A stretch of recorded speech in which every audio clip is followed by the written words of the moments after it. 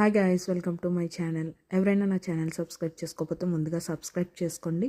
ఈ క్రిస్మస్ హాలిడేస్లో ట్రిప్కి వెళ్ళాం కదండి. ఇది డే 3 ట్రిప్ అండి. యాక్చువల్గా ఇందులో చాలా అంటే చాలా మనకి యూజ్ఫుల్ అయ్యే చాలా ఇంట్రెస్టింగ్ టాపిక్స్ ఉన్నాయండి.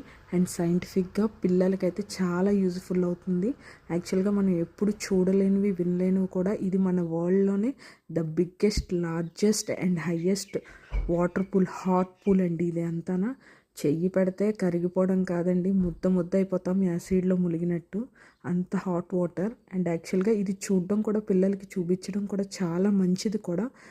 యాక్చువల్గా దీని స్టోరీ వచ్చేసరికండి, మనకి లావా అనేసి అని మనం ఎప్పుడు బుక్స్లో చదవడమే తప్ప ఎప్పుడు చూడలేదు కదండి. నేను కూడా ఇక్కడ చూశానండి. మనకి లావా 1886లో మనకి బర్న్ అయింది కదండి. అది న్యూజిలాండ్లో టోపో నుంచి మనకి కొంచెం డిస్టెన్స్ అండి, నాకు ఏరియా పేరు అంతగా తెలియదు.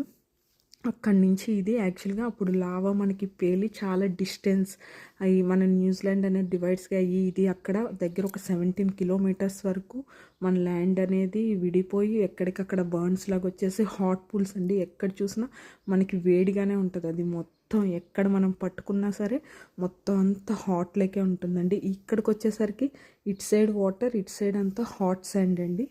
చూసారు కదా, మొత్తం ఇదంతా మనకి చూపించే ఏరియా, మనం ఏరియా అండి. యాక్చువల్గా ఇక్కడికి వెళ్ళాలంటే మనకు వాళ్ళంటూ ఒక రూట్ మ్యాప్ ఇస్తారు. ఆ రూట్ మ్యాప్ చూసుకుంటూ బై వాక్ వెళ్ళొచ్చు. మనం నడలేము అని అనుకుంటే మాత్రం బస్ ద్వారా కూడా వెళ్ళొచ్చండి.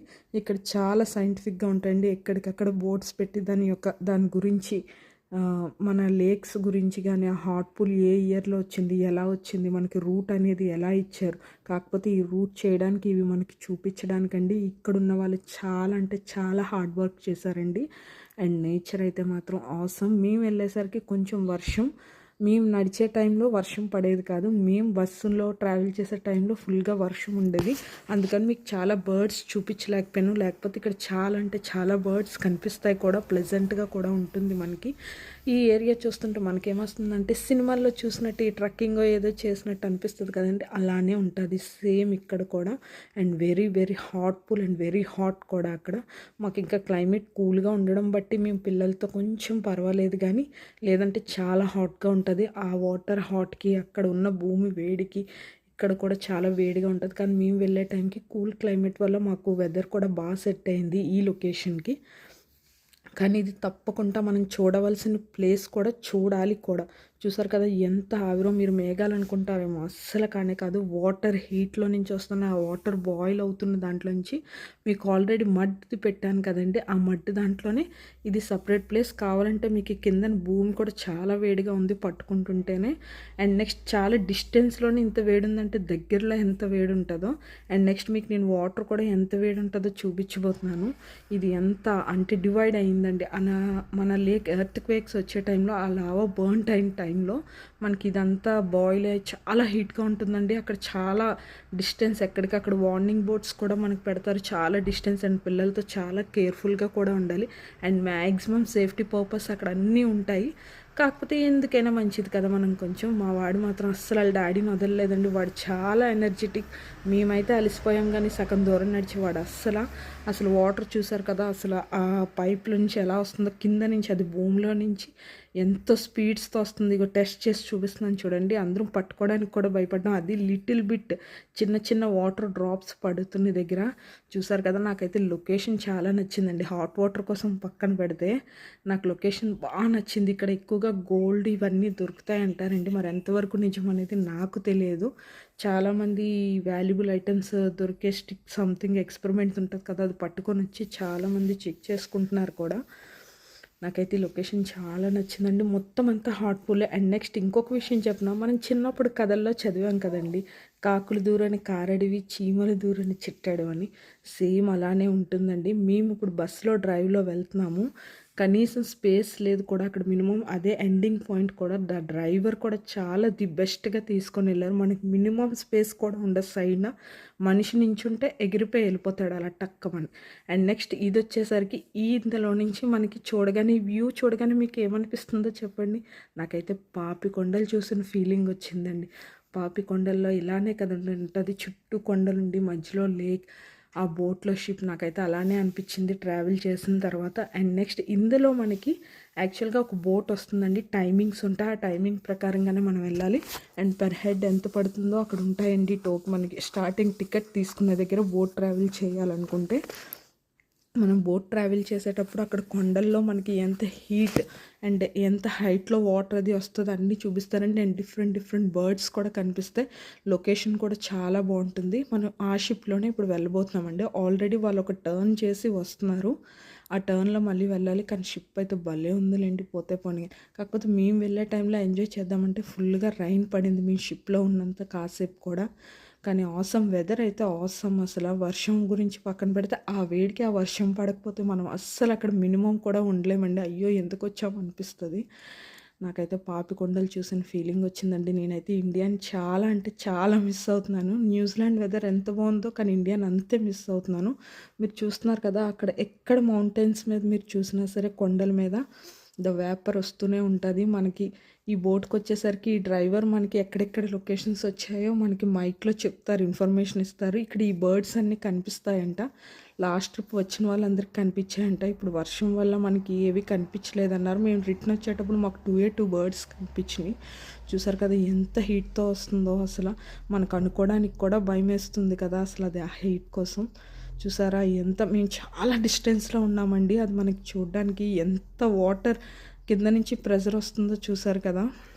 యాక్చువల్గా ఇక్కడ మనకి గోల్డ్ అండ్ డైమండ్ సిల్వర్ అన్నీ దొరుకుతాయంటండి, గోల్డ్ సిల్వర్ ఇవన్నీనా.